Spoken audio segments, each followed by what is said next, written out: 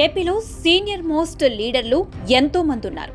అందులో ఎక్కువ మంది తెలుగుదేశం పార్టీ నుంచి తమ రాజకీయ ప్రస్థానాన్ని ప్రారంభించారు. ఇప్పటికీ అదే పార్టీలో కొనసాగుతున్న వారు ఉన్నారు. అయితే చాలా మంది తమ వారసులను బరిలో దించి తాము క్రియాశీలక రాజకీయాల నుంచి తప్పుకున్నారు. అటువంటి వారు ఉన్నత పదవులు కోరుకుంటున్నారు. ఈ జాబితాలో ముందు వరుసలో ఉన్నారు యనమల రామకృష్ణుడు, కేఈ కృష్ణమూర్తి, ప్రతిభా భారతి. ఈ ముగ్గురు తెలుగుదేశం పార్టీ ఆవిర్భావం నుంచి పనిచేసిన వారే. తెలుగుదేశం ప్రభుత్వం ఏర్పాటు చేస్తే మంత్రి పదవి ఖాయం. ప్రతిపక్షంలో ఉన్నప్పుడు కూడా క్రియాశీలక పాత్ర పోషిస్తూ వచ్చారు. పార్టీ వ్యవస్థాపకుడు నందమూరి తారక రామారావు, చంద్రబాబుతో సైతం వీరు సన్నిహితంగా ఉండేవారు. చంద్రబాబు నాయకత్వాన్ని బలంగా సమర్థించేవారు. అయితే ఇప్పుడు వీరు గౌరవప్రదమైన పదవి విరమణ కోరుకుంటున్నారు. జాతీయ స్థాయిలో మంచి పదవి చేపట్టి రాజకీయాల్లో ఒక అరుదైన గుర్తింపు తెచ్చుకోవాలని చూస్తున్నారు. ఇప్పటికే అశోక్ గజపతిరాజు గోవా గవర్నర్గా నియమితులయ్యారు. మరో గవర్నర్ పోస్ట్ టీడీపీకి కేటాయిస్తారని ప్రచారం జరుగుతున్న నేపథ్యంలో ఈ ముగ్గురు నేతల పేర్లు ప్రముఖంగా వినిపిస్తున్నాయి. Yanamala Ramakrishnudu senior most leader, చంద్రబాబుకు అత్యంత సన్నిహితుడు కూడా. 1983లో తొలిసారిగా తుని నియోజకవర్గం నుంచి టీడీపీ అభ్యర్థిగా పోటీ చేసి గెలిచారు. అది మొదలు 1999 వరకు రికార్డు స్థాయిలో వరుసగా గెలుస్తూ వచ్చారు. టీడీపీ అధికారంలోకి వచ్చిన ప్రతిసారి యనమల రామకృష్ణుడికి మంత్రి పదవి వచ్చేది.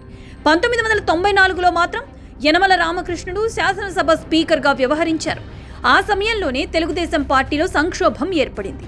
యనమల రామకృష్ణుడు చంద్రబాబుకు అండగా నిలబడ్డారు.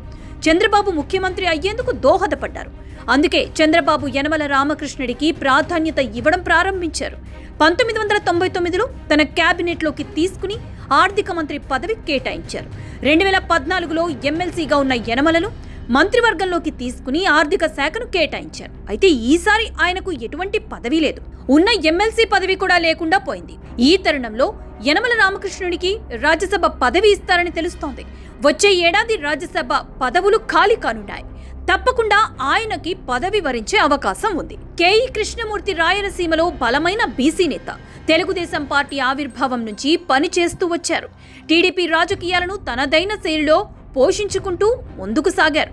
రాయలసీమ అంటేనే రెడ్డి సామాజిక వర్గ ప్రాబల్యం అధికం. అటువంటిది కేఈ కృష్ణమూర్తి తనకంటూ ఒక ముద్ర చాటుకుంటూ వచ్చారు. టీడీపీ ప్రభుత్వం ఏర్పడిన ప్రతిసారి ఆయనకు మంత్రి పదవి లభించడం అనేది రివాజు. కానీ ఈసారి ఆయన కుమారుడు శాసనసభకు ఎన్నికయ్యారు. అయితే టీడీపీకి గవర్నర్ పోస్ట్ కేటాయిస్తే బీసీల కోటాలో కేఈ కృష్ణమూర్తిని పంపిస్తారని తెలుస్తోంది. తద్వారా రాయలసీమలో బీసీలను తమ వైపు తిప్పుకోవచ్చు అన్నది చంద్రబాబు ప్లాన్.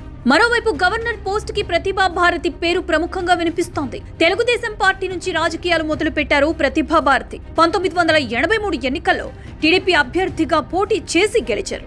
అసెంబ్లీలో అడుగుపెట్టారు. ఎన్టీఆర్ ఆమెను తన క్యాబినెట్లోకి తీసుకున్నారు. 1999 వరకు వరుసగా 5 సార్లు శ్రీకాకుళం జిల్లా ఎచ్చెర్ల నుంచి ఆమె గెలిచారు. 1999లో ఆమె శాసనసభ స్పీకర్గా కూడా ఎన్నికయ్యారు.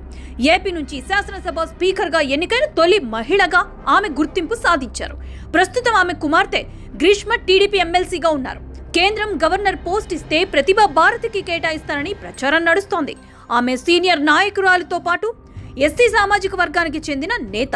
అందుకే సామాజిక సమతుల్యత దృష్ట్యా ఆమెకి పదవి ఇస్తే బాగుంటుందన్న అభిప్రాయం ఉంది. ఇలా ముగ్గురు సీనియర్ నేతల భవితవ్యం చుట్టూ చర్చ నడుస్తోంది. మరి ఎలాంటి నిర్ణయం ఉండబోతుందో చూడాలి.